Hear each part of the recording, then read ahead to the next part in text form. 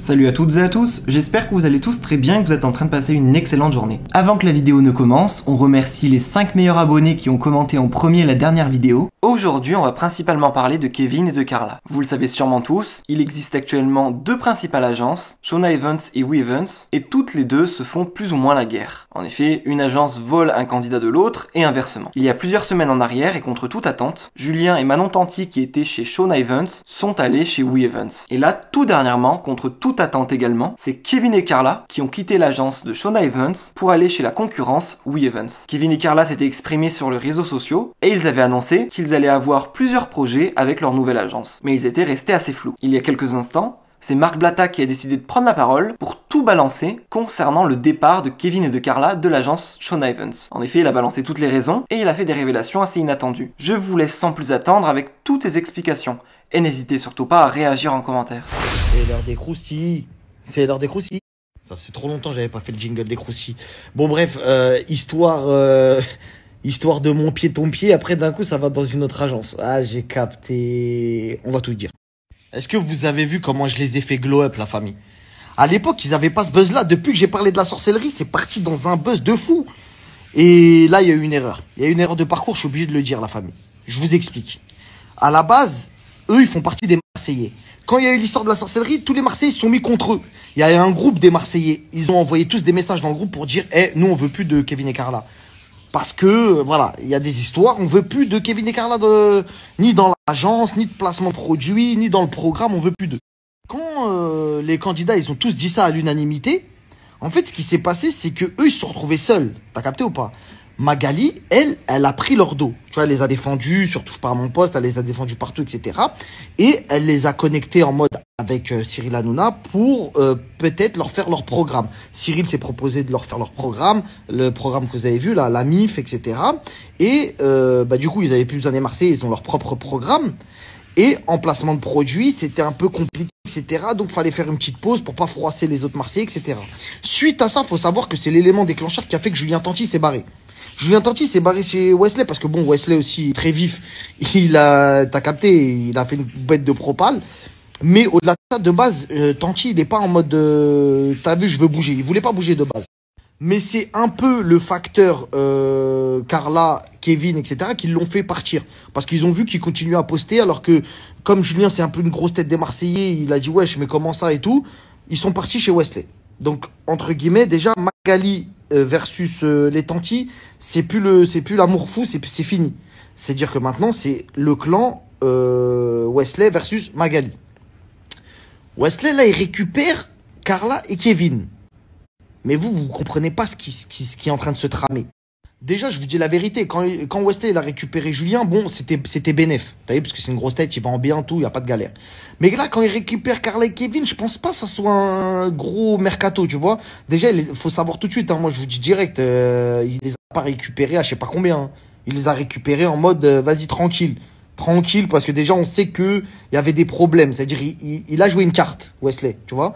Mais, il y en a, ils pensent, même dans les candidats, il y en a qui pensent que il les a pris pour les placements de produits.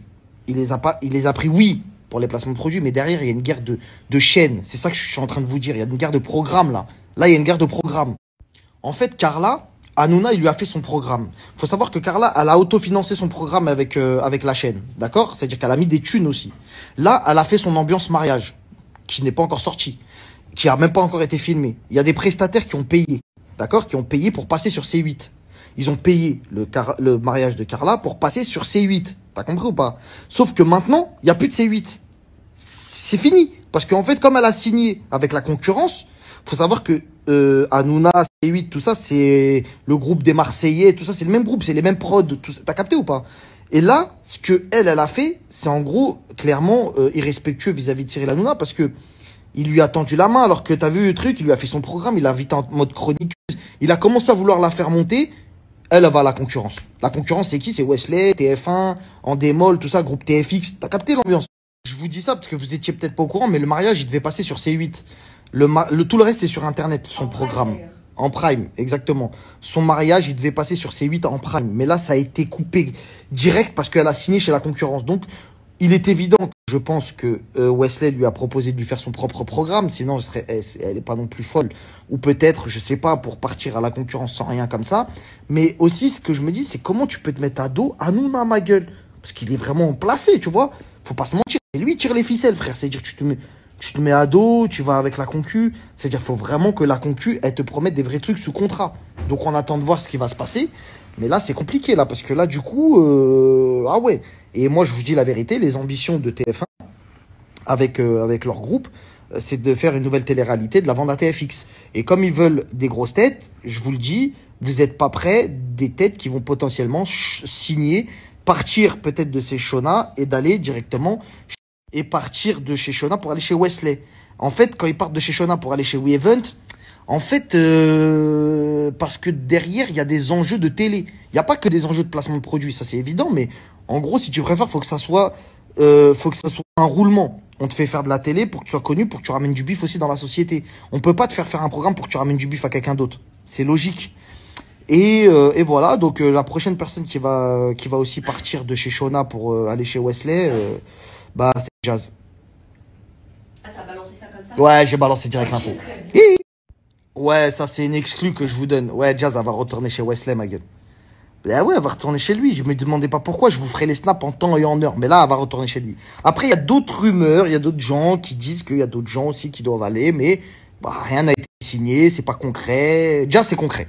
Moi, je vous dis, déjà, c'est concret. Elle peut dire, vous verrez si je mens. Après, voilà, on verra. Hein. On verra qui dit quoi, qui ment pas.